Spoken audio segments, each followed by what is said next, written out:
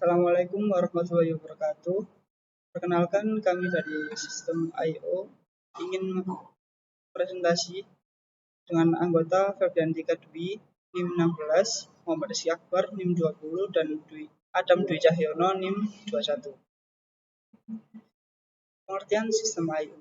I/O adalah suatu perangkat yang berhubungan dengan sistem komputer dengan cara mengirim sinyal melalui suatu kabel atau bahkan melalui udara. I/O sendiri merupakan salah satu komponen komputer yang penting. I/O device menjadikan komputer berguna bagi manusia. Sebuah sistem kontrol I/O bertujuan untuk memberikan bantuan kepada user untuk memungkinkan mereka mengakses berkas tanpa memperhatikan detail dari karakteristik dan waktu penyimpanan. Kontrol I/O menyangkut manajemen berkas dan peralatan manajemen yang merupakan bagian dari sistem operasi. Teknik pengoperasian I/O yaitu input masukan ke perangkat proses atau mikroprosesor, lalu menyimpan ke media, lalu kembali lagi ke mikroprosesor, lalu dikeluarkan ke perangkat atau output. Selanjutnya, perangkat I/O terprogram merupakan perangkat I/O komputer yang dikontrol oleh program. Contohnya perintah mesin in, out, dan mode. Perangkat I/O terprogram tidak sesuai untuk pengalian data dengan kecepatan tinggi karena dua alasan, yaitu memerlukan overhead atau ongkos yang tinggi karena beberapa perintah program harus dieksekusi untuk setiap kata data yang dialihkan antara peralatan eksternal dengan memori utama. Kedua, banyak peralatan peripheral kecepatan tinggi memiliki mode operasi sinkron, yaitu pengalian data dikontrol oleh clock frekuensi tetap tidak tergantung CPU. Selanjutnya akan dijelaskan teman saya.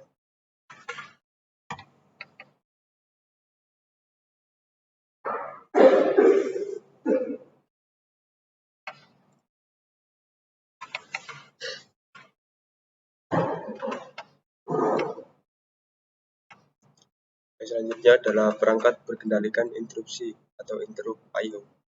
Interupsi lebih dari sebuah mekanisme sederhana untuk mengkoordinasi pengalihan I/O. Konsep interupsi berguna di dalam sistem operasi dan pada banyak aplikasi kontrol, di mana pemrosesan rutin tertentu harus diatur dengan seksama relatif peristiwa-peristiwa eksternal.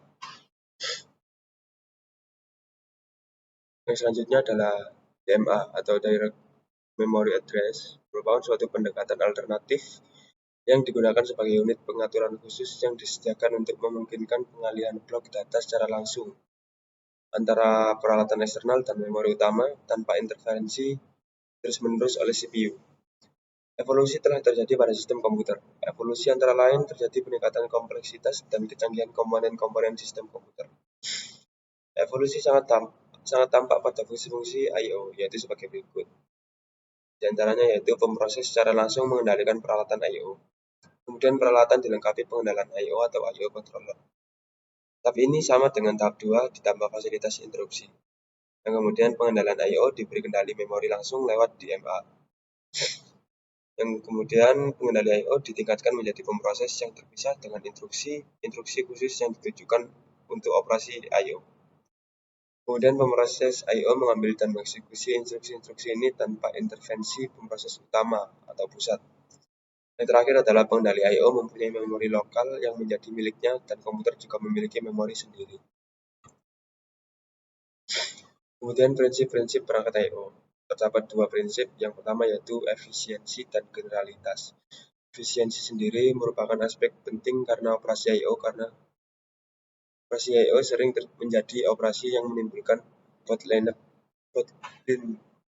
pada sistem komputer atau komputasi. Kemudian yang generalitas atau device independence, yaitu berkaitan dengan simplisitas dan bebas dari kesalahan, dan diharapkan juga menangani semua gerak peralatan secara beragam. Pernyataan ini diterapkan dari proses memandang peralatan I/O dan cara sistem operasi mengelola peralatan-peralatan dan operasi-operasi I/O. Perangkat lunak diorganisasikan sebagai salah satu barisan lapisan. Slide selanjutnya akan dijelaskan oleh teman saya.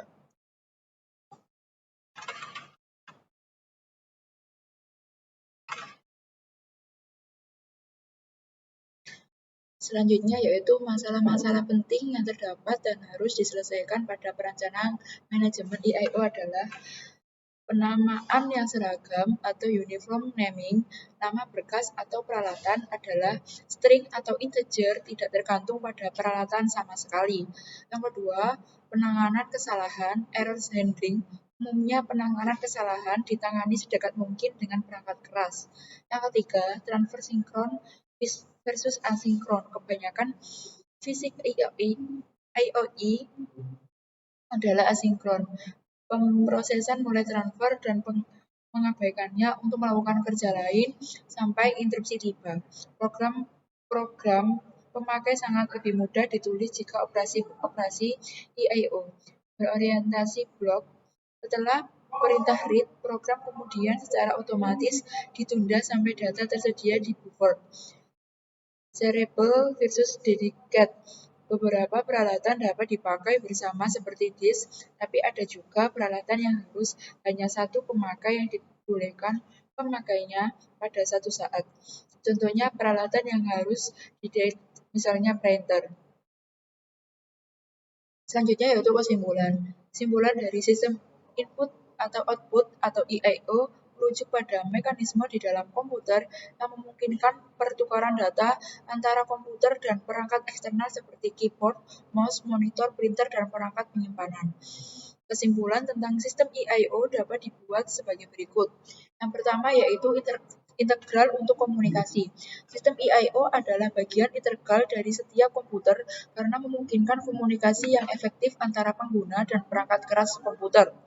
Yang kedua, keragaman perangkat. Sistem IIO harus mendukung berbagai jenis perangkat, termasuk input seperti keyboard dan mouse, dan output seperti monitor dan printer, serta perangkat penyimpanan eksternal seperti USB drive untuk menjalankan berbagai fungsi komputasi. Selanjutnya yaitu kecepatan dan efisiensi. Penting untuk memiliki sistem IIO yang cepat dan efisien agar pengguna dapat berinteraksi dengan komputer dengan lancar dan tanpa hambatan.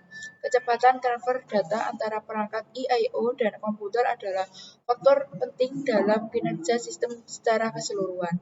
Keandalan dan keselamatan. Sistem IIO harus dapat diandalkan dan aman. Data yang dipertukarkan antara komputer dan perangkat eksternal harus aman dari kehilangan atau kerusakan selama sistem transfer. Selanjutnya yaitu fleksibilitas dan skalabilitas. Sistem IIO yang baik harus bersifat fleksibel, memungkinkan pengguna untuk menghubungkan berbagai jenis perangkat eksternal tanpa kesulitan. Selain itu, sistem IIO juga dapat berkembang seiring dengan kebutuhan komputasi yang berkembang, sehingga dapat mendukung perangkat baru yang mungkin muncul di masa depan. Selanjutnya, kompatibilitas. Sistem IIO harus kompatibel dengan berbagai jenis perangkat keras dan perangkat lunak. Kompatibilitas ini memastikan bahwa perangkat yang berbeda dapat berfungsi bersama-sama tanpa masalah. Dalam kesimpulan, sistem IIO adalah komponen kunci dalam desain dan kinerja komputer modern. Pengembangan sistem IIO yang cepat, efisien, dan handal adalah suatu keharusan untuk memastikan pengalaman pengguna yang baik dan kinerja komputasi yang optimal. Sekian dari kelompok saya, kurang lebihnya mohon maaf. Terima kasih. Wassalamualaikum warahmatullahi wabarakatuh.